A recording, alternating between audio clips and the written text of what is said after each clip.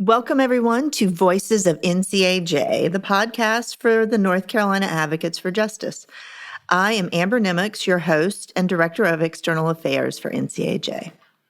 Before we get started with today's guest, I'd like to thank our Circle of Leadership members for supporting NCAJ's mission and this podcast.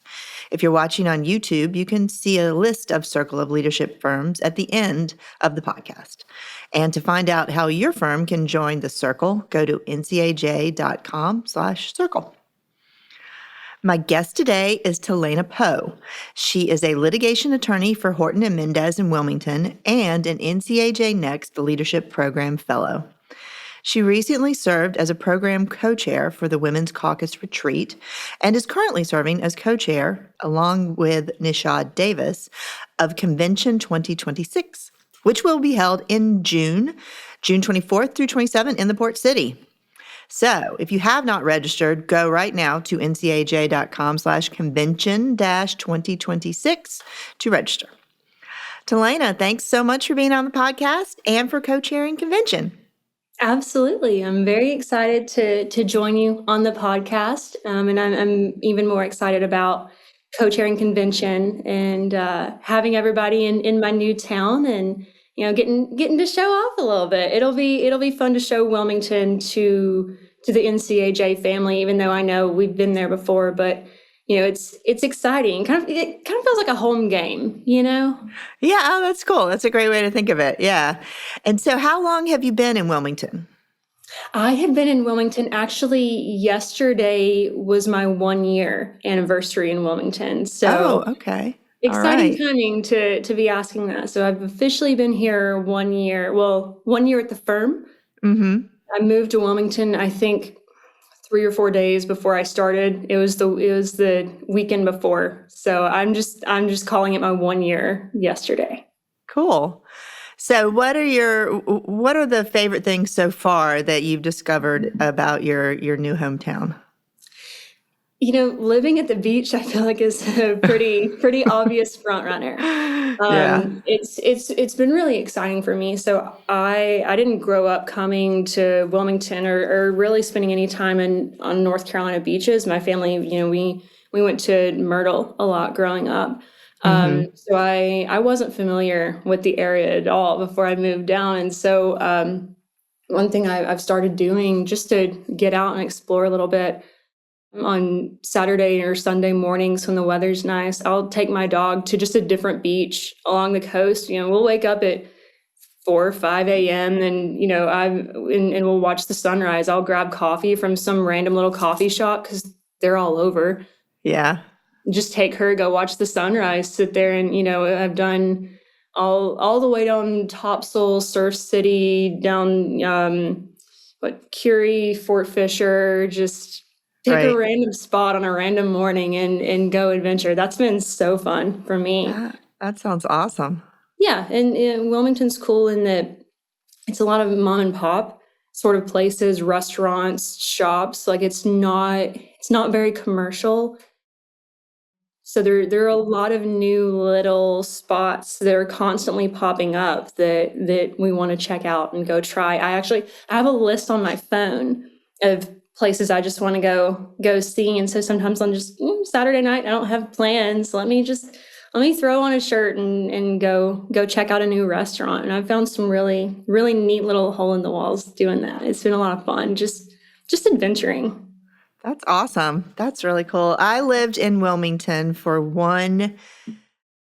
little bit longer than one glorious year. It was really fabulous. I was the features editor at the Wilmington Star-News down there for a year, and wound up moving to Raleigh because my husband had a job in Raleigh. But we used to love doing that. We lived downtown, and so you could just like wander around and bump into places, and it was really cool. And one of our favorite trips or favorite things to do on a Saturday is to take the ferry from Fort Fisher down to Southport. And hang out in Southport a day and drive back. That's or come back on the ferry. It's just such a cool. There's so much there, in that area. Yeah, I haven't done that yet, but it is on my to-do list. Uh-huh.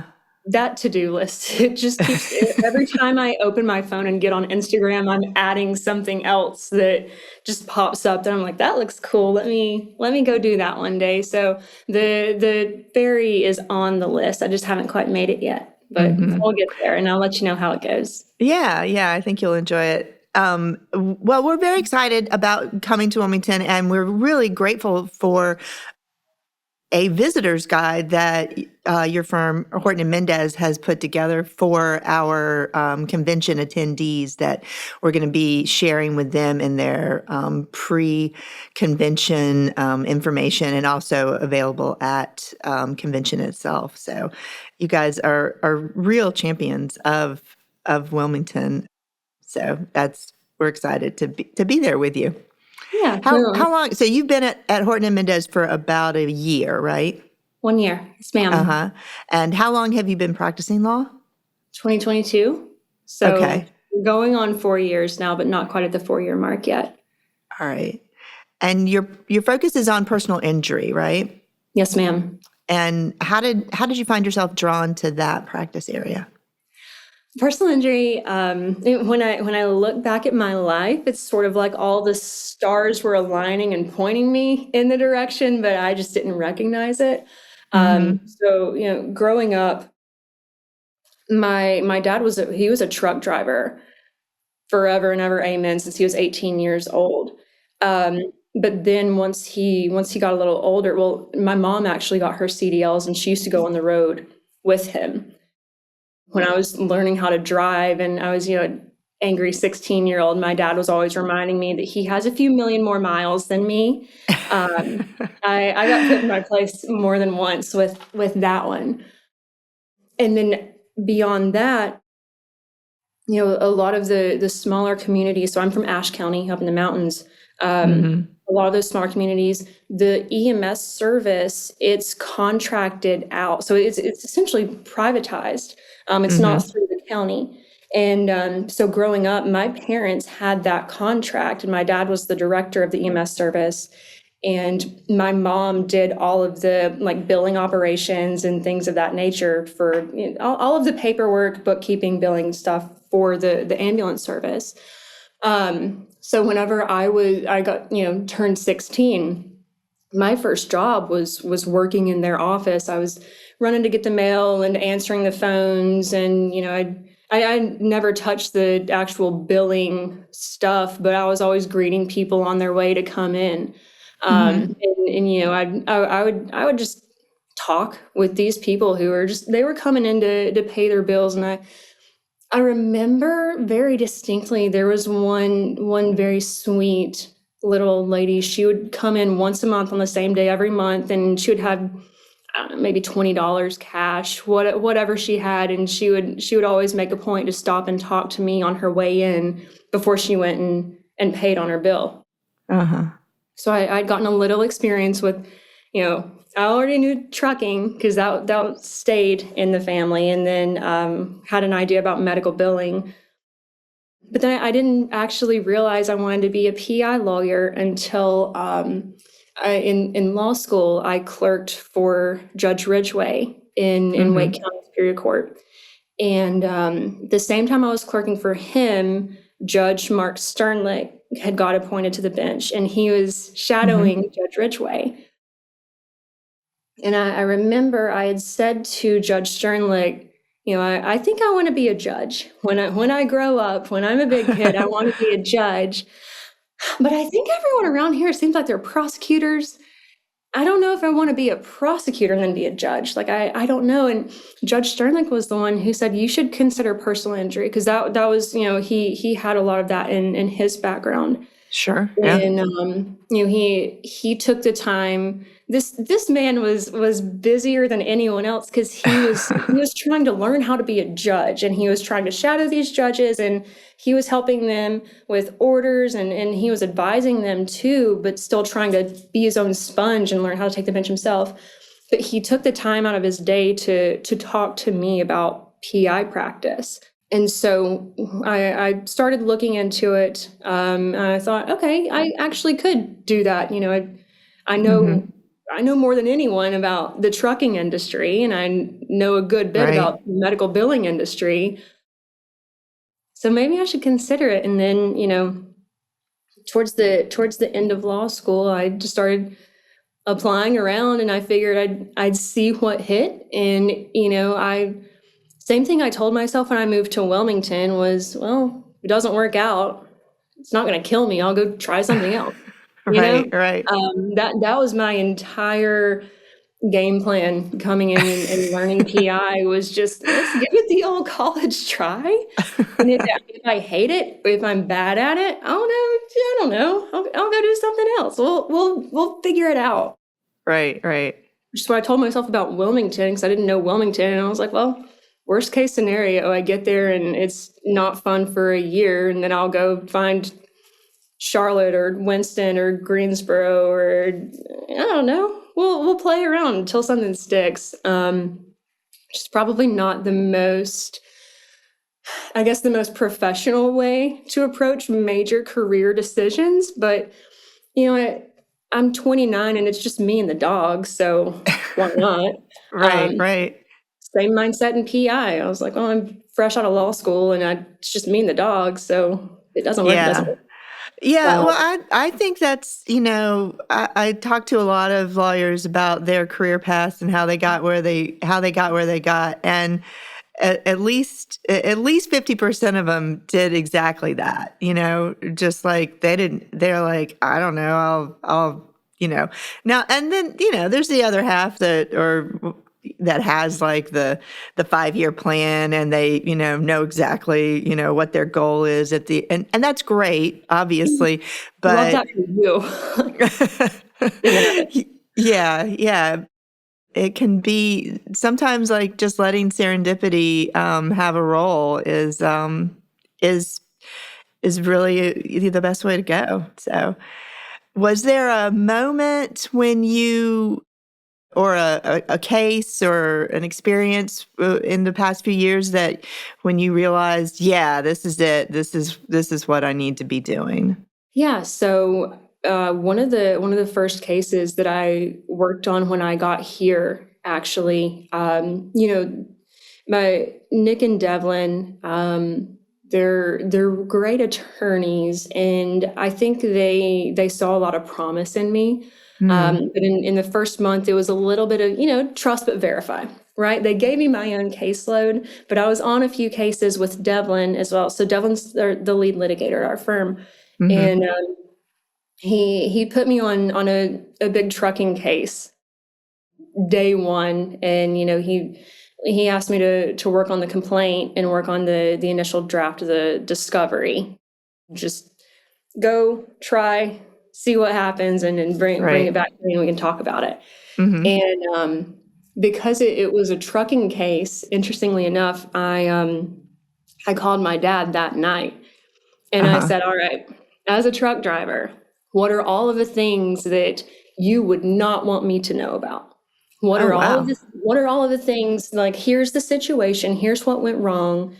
What are the things that you would not want a lawyer poking into? Like, what kind of documents? What do I need here to show that this trucking company was negligent, to show that this trucking company caused this man's death?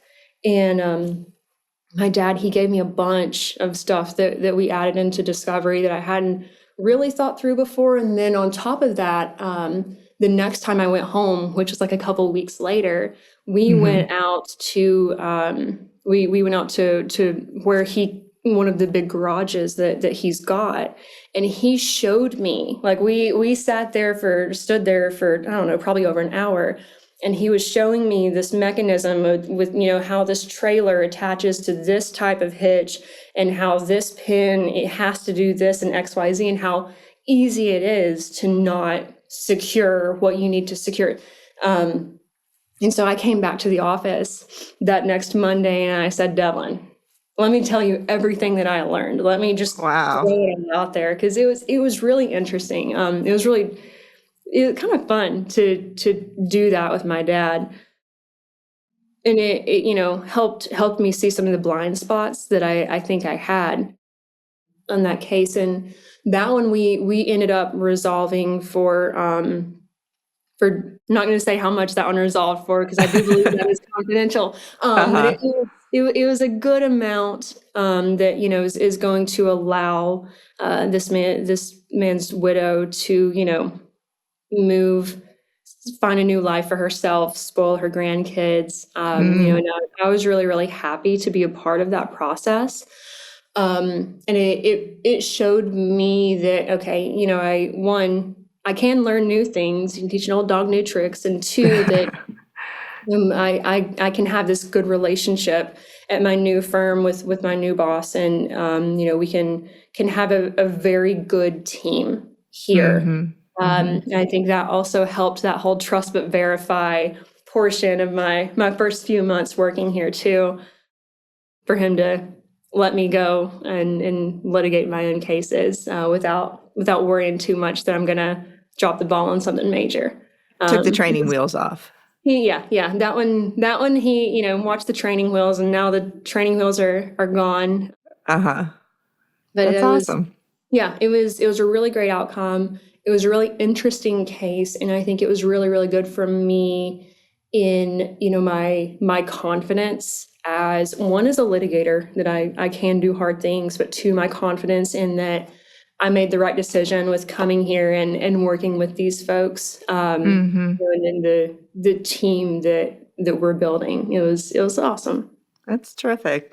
And Yeah. that's so great to be able to draw from your father's experience that way. It's you as a child, you don't always understand what it is your parents do. You might be able to tell people, yeah, my dad's in trucking, but like to really understand the experience of their work life is that's a pretty rare and valuable way to stay connected to your parents.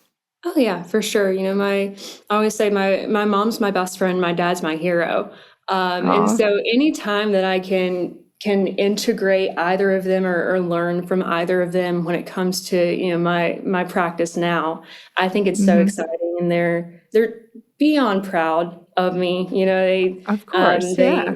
They love my updates. They love knowing that they're helping me succeed. Hmm. And hey, that trucking knowledge, I will say, it has it's hurt my ego on cases before too. Oh yeah. I'm thinking of one where it seemed like the most obvious negligence case I've ever heard of in my life, because an entire wheel flew off of a truck. And Hmm. I was telling my dad about it, and I was like, this is gonna be the easiest case of my life. And he said, not so fast. He Oh said, really? he said, there's one time I was going from, was it Baton Rouge to Virginia Beach? He said, I left Baton Rouge. I had all my tires. By the time I got to Virginia Beach, there's one missing. It might still be on the side of the interstate. We don't know. I Huh. said, oh, that's not what I was hoping you were going to tell me. Like, you're supposed to tell me that, oh, someone made a grave mistake and all this terrible stuff. And he's like, these things can happen. He said, it happened to me and I had no idea. Hmm. But again, it hurts my feelings a little bit when I think I've got a great case. But it's so nice to have that blind spot navigator from him, without Right. having to pay an expert to tell me when we're already 9 months deep into litigation, and it's we've already made Right. mistakes that may be a little harder to fix. Yeah. Yeah, so I love being able to integrate that knowledge and pull from that well any and every chance that I get and I can. That's fabulous. So, what advice do you have now? You've been practicing for 4 years, and you're probably, popping up in your feed. I guess there's lots of graduations and people, turning the tassels. And what advice or lessons learned do you have for the 3Ls who just got their degrees this month? Yeah, the biggest thing I have is that you don't have to be a bully. I it's no secret for anyone who knows me. I tend to wear my heart on my sleeve. I'm a bit of a softie. I know. You know, I'll tell anybody. I've told my own clients, look, I'm not a bulldog lawyer. That's not how I do. That's not. I don't want to be the bulldog lawyer. You know, I want to do a good job in advocating for my clients. I want to get them everything that I can possibly get them. But I don't subscribe to the mindset that you have to be mean to the other side to get that. You know, like I will stand up for my client. We'll go to court and hash it out in front of a judge if we need to. But if there's a way to have an amicable resolution, then why would you not go with the amicable resolution? Why would you not, you know, be nice to the person on the other side? I think that was a big fear of mine when I started practicing law, was that, you know, I didn't have any lawyers in my family. You know, I didn't really know much about practicing law. I just fell into it. But I was so scared that, you know, all of these big city lawyers in Raleigh, they were going to eat me alive. And so this is another one that goes back to the working in the courthouse. Judge Brian Collins. So he's from Wilkes County, which is the next county over from Ashe. Right. And, you know, we had very similar upbringings. And so I made a point, I sought him out and talked with him about this. I was like, look, I want to be a lawyer. I want to be a good lawyer, but I'm scared that Raleigh is going to eat me alive. I am scared that these folks are going to see that I'm a nice girl, and I'm scared everyone's going to take advantage of me. And he was the one who really told me to just, you know, step back, take a breath. You're going to be fine. And, you know, he was exactly right. I was fine. Now I've dealt with some bullies. Okay, that's water off a duck's back. You just can't let it get to you. But what I really like about Wilmington is the bar here is much smaller than it was in Raleigh. Right. And so I've got some of the local lawyers who I've got, I don't know, 5-6 cases against them. And so if I decide to be ugly or make it personal, or, you know, be anything other than just have a cordial professional relationship with them, that might hurt the other 5 cases. You know, Right. we're all good lawyers. There's some great defense lawyers here in Wilmington. I've developed a lot of respect for them because they've taught me some hard lessons, but they're professional about it. You know, they'll do what they need to do for their clients. I do what I need to do for my clients. But then when it's over, you know, we always are still shaking each other's hand and saying, hey, you know, enjoy your son's baseball game this weekend, Right. you know, and enjoy that hike you got planned this weekend. Because this community, it's too small to not have a reputation for being someone who's civil with the other side. Which I like, because it allows us, you know, the cases where you know, everyone recognizes what the issues are and we can just get straight to the point, see if we can hash it out and be amicable about it. I feel like it's going to be in the client's best interest, because otherwise, if you just come in and you try to bully your way through, or again, like make it personal, that doesn't help your client. You're just, you know, and everyone wakes up every morning with a limited amount of energy that you can put into the day. I view my energy as valuable. My energy, if it's not going to better myself or help my client, I ain't gonna do it. Right. I'm good. So I don't put that energy out, and I down here I haven't received much of that negative energy, which has been really cool.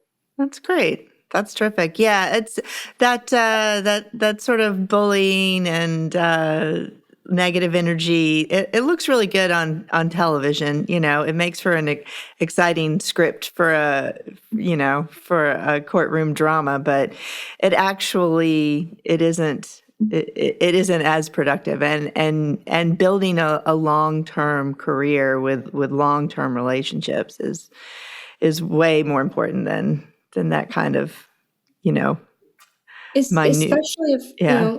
if we're going to end up at the same place, no matter what, if the resolution of the case is not going to be changed, based on how hateful that I am to someone else, that Right, right. you just do right by people, take care of your clients in the process.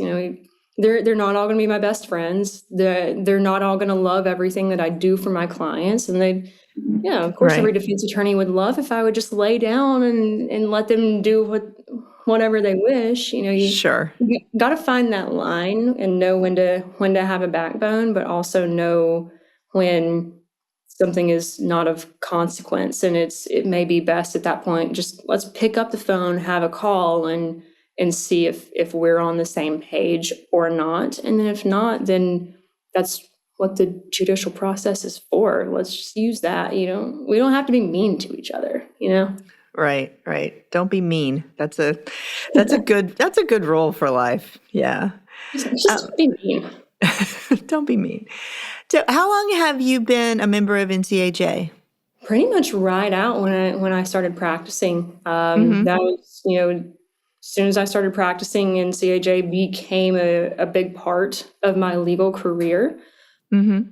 I knew that I needed to build that network. Right. Beyond, again, I didn't really know many lawyers. I didn't, other than the friends I made in law school, I didn't know much of anyone that was Mm-hmm. actively practicing law. So I wanted to dive in, get to know as many people as I could. The next program, I think, kind of drops you in the deep end of NCAJ. It Right. makes you be in the room. It makes you learn about the organization, because it would be so easy for me to just pay dues and add the line on the resume and not participate. I don't know Right. what good I would get out of that. But for me, if I'm going to do something, I'm probably gonna go all in. Yeah, that's that's what I've done with NCAJ. So as soon as I could get involved, I pretty much did get involved. And what was it? What do you think you took away from being in the Next leadership program? So there are two main things that I got from the Next Leadership Program. One was that network. There are folks now who are members of NCAJ and have been long-term members of NCAJ who I'm very confident probably have more experience than I have years on this earth. And they are, very well respected, well regarded names in this industry who, I have no business sitting at the same table with these folks sometimes is genuinely what I think to myself. I'm like, what?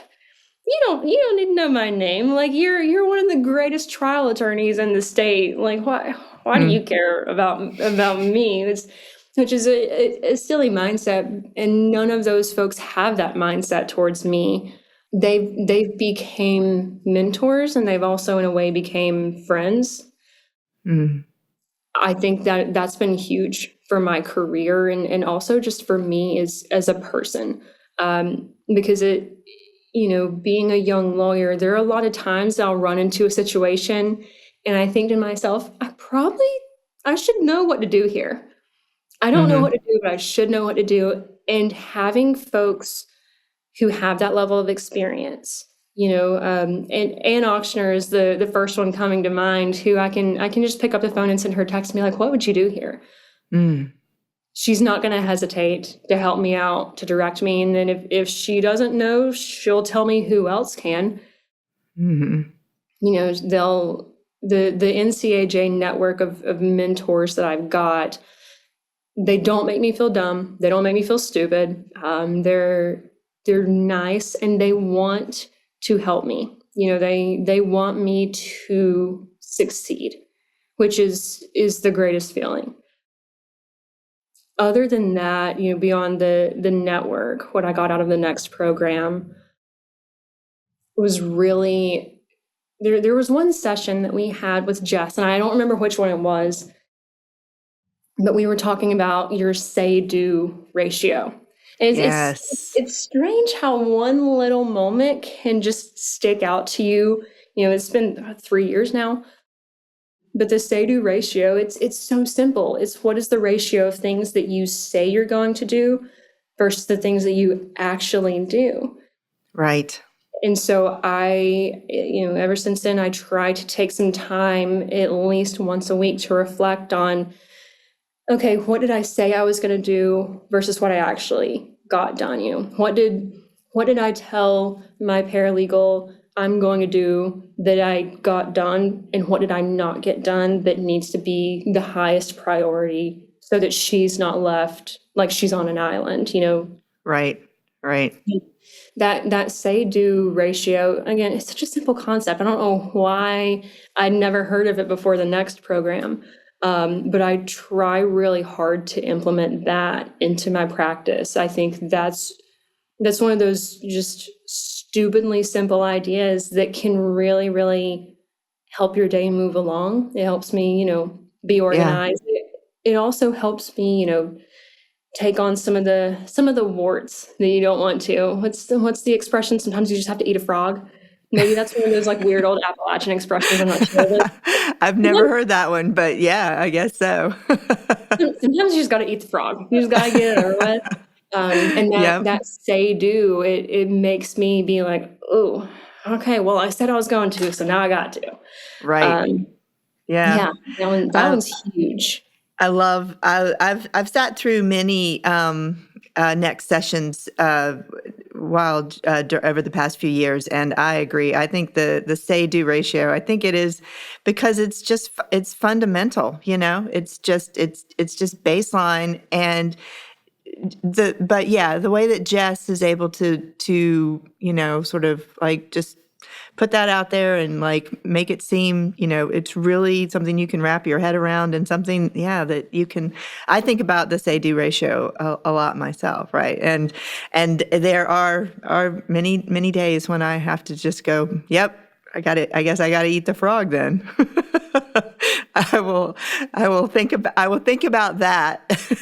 When I'm looking at my to-do list here at the end of the day, and see if there's any frogs I got to choke down. There you go. Sorry to everyone listening for that uncomfortable imagery. No, it's great. It's Maybe terrific. I'm full of weird little Appalachian colloquialisms. Yeah, yeah. It's I guess awesome. it's probably one of those. Well, Telana, thank you so much for being on the podcast and for being our co-chair for Convention 2026. We are so much looking forward to being with you and with Horton and Mendez at the end of June. Yeah, thank you so much. We're very excited. One thing I will say is when I was interviewing with Horton and Mendez, I was talking with Devlin. He was asking me about what I do other than litigating, and I told him, I was like, well, I'm pretty involved in NCAJ. And it's important to me to find a firm that understands that gets that, and is also on the same page with how I feel about NCAJ. And I think that they shared that sentiment. It's a younger firm. Yeah. Yeah, we're still young, still growing firm. But they, both Nick and Devlin, they were quick to jump on it and get on the NCAJ bandwagon. And which, not to say they weren't on it before, but they, when I came along and I told them about what NCAJ had done for me, had done for my career, had the relationships that I've got, especially Women's Caucus, they went all in. And they've supported me wholeheartedly, whether it's, convention or Women's Caucus or, anything that I need for NCAJ. They're big cheerleaders now. And it's been so exciting. And I'm very thankful to, have that support. And so if, you see them at convention, they're just as excited to be hosting the home game as I am. Terrific. Yeah, Yeah. it'll be great. Yeah, they have been really strong supporters, and of NCAJ and of our convention as well. So we are super excited Yeah, to be there with you guys. yeah, we can't wait. Well, Telana, thank you again for being on the podcast, and thanks everybody for listening. If you have not signed up, here's the link again. Go to ncaj.com/convention-2026. And if you're watching on YouTube, don't forget to subscribe to this channel.